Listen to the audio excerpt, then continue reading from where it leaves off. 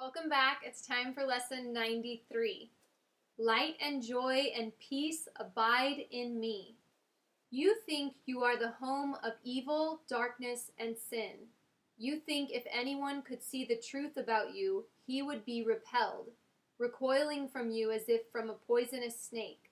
You think if what is true about you were revealed to you, you would be struck with horror so intense that you would rush to death by your own hand, living on after seeing this being possible.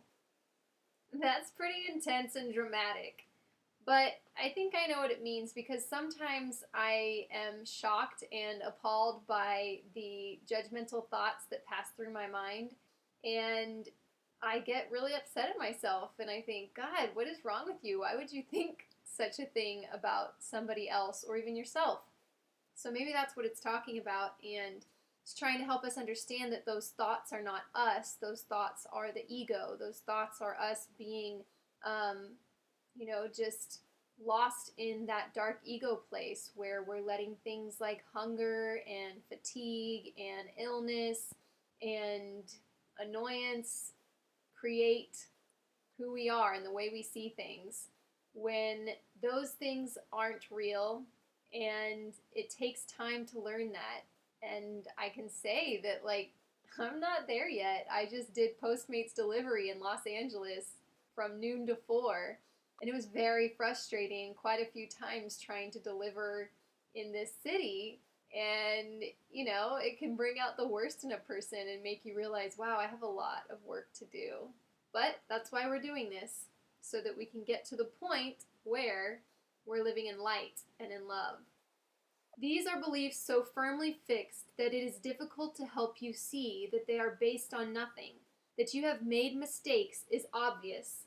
That you have sought salvation in strange ways, have been deceived, deceiving and afraid of foolish fantasies and savage dreams, and have bowed down to idols made of dust. All this is true by what you now believe. So these things that are upsetting us, they don't exist. They're not real. But they feel so real. I know. Okay. Today we question this, not from the point of view of what you think, but from a very different reference point, from which such idle thoughts are meaningless. These thoughts are not according to God's will. These weird beliefs He does not share with you. This is enough to prove that they are wrong, but you do not perceive that this is so. So that negativity that's within you, it's not of God, and God doesn't even acknowledge it. It's not real. If you let it go, it will disappear. Yeah. Okay. Why would you not be overjoyed to be assured that all the evil that you think you did was never done, that all your sins are nothing, and that you are as pure and holy as you were created, and that light and joy and peace abide in you? Why would we not be overjoyed? Why? Because we don't believe it. Because we're like, that seems too easy. I'm getting off the hook too easy. I did some pretty crappy things. I've thought some pretty awful things. I've said some pretty awful things. But God says, no, you didn't. The only thing that matters is the things that we do and say and think that are of love and from love. But they seem to have an effect anyway, don't they? Isn't that what we're thinking? We're saying, well, I hurt that person's feelings or whatever. And I know, it feels very real. But forgiveness is more real than those things anyway. And besides, if they're in the past, they're gone. They're done. They're over. They don't exist anymore. Okay. Your image of yourself cannot withstand the will of God. You think that this is death, but it is life. You think you are destroyed, but you are saved. The self you made is not the Son of God. Therefore, this self does not exist at all. And anything it seems to do and think means nothing. It is neither bad nor good. It is unreal, and nothing more than that.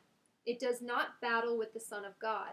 It does not hurt him nor attack his peace.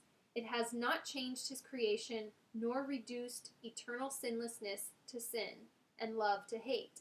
What power can this self you made possess when it would contradict the will of God?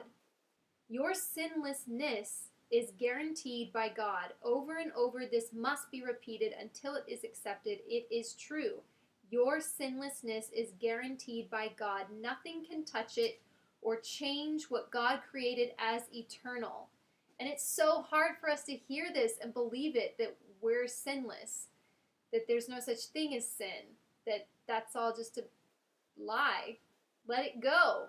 It's hard. It's hard to let it go. We've been taught to feel guilty and to feel like we have to pay for what we've done or thought or said. But God's saying, no, that's not the case, which should feel amazing and relieving, but there's still that little piece of us that's like, I don't know, it sounds too good to be true. I'm not sure I can believe in this. If I really believe it, if I don't have my sins anchoring me down in the darkness, where will I go? It sounds scary, the unknown. This self you made, evil and full of sin, is meaningless. Your sinlessness is guaranteed by God, and light and joy and peace abide in you. Salvation requires the acceptance of but one thought. You are as God created you, not what you made of yourself.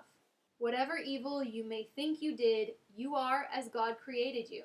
Whatever mistakes you made, the truth about you is unchanged. Creation is eternal and unalterable. Your sinlessness is guaranteed by God. You are and will forever be exactly as you were created. Light and joy and peace abide in you because God put them there. In our longer exercise periods today, which would be most profitable if done for the first 5 minutes of every waking hour, begin by stating the truth about your creation. Light and joy and peace abide in me. My sinlessness is guaranteed by God. Then put away your foolish self-images and spend the rest of the practice period in trying to experience what God has given you in place of what you have decreed for yourself. You are what God created or what you made. One self is true, the other is not there. Try to experience the unity of your one self. Try to appreciate its holiness and the love from which it was created. Try not to interfere with the self which God created as you. Try not to interfere with the self which God created as you by hiding its majesty behind the tiny idols of evil and sinlessness you have made to replace it. Let it come into its own. Here you are, this is you, and light and joy and peace abide in you because this is so. It's so hard to believe we're majestic. We think, what, just me? No, I'm not special, and you're not. None of us are because we all are. Everybody's special, so nobody's special, right? But we are all the Son of God. We are all of God. And it's hard to believe that sometimes because you think, man, I am flawed. I'm always screwing up or making stupid decisions. And that can make it hard to believe that you are a being of light. But you are. And you'll find that to be true. And you'll feel it to be true. You may not be willing or even able to use the first 5 minutes of each hour for these exercises. Try, however, to do so when you can. At least remember to repeat these thoughts each hour. Light and joy and peace abide in me. My sinlessness is guaranteed by God. Then try to devote at least a minute or so to closing your eyes and realizing that this is a statement of truth about you. If a situation arises that seems to be disturbing, quickly dispel the illusion of fear by repeating these thoughts again. Should you be tempted to become angry with someone, tell him silently, so think in your mind, light and joy and peace abide in you. Your sinlessness is guaranteed by God. Because if my sinlessness is guaranteed, so is yours. Because anyone could be reading this book, and so we are all sinless, and it is all guaranteed by God. You can do much for the world's salvation today. You can do much to bring you closer to the part in salvation that God has assigned to you. And you can do much today to bring the conviction to your mind that the idea for the day is true indeed. So, these are the notes that I have written here.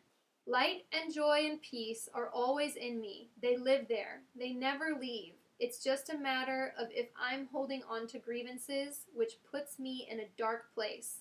The grievance blocks the light, joy, and peace from being free to flow. Grievances, which I've mentioned this before, are like a clogged artery. I have to clean out all the clots in order for the love to freely flow within me.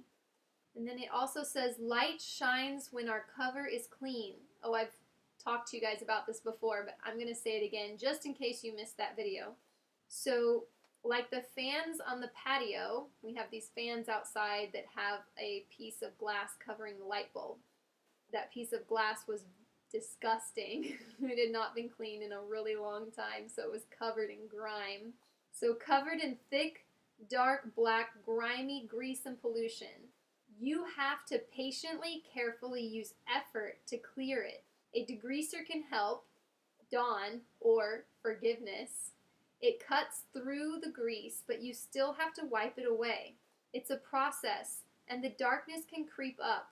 You have to be diligent to notice if there are dark spots hiding your light.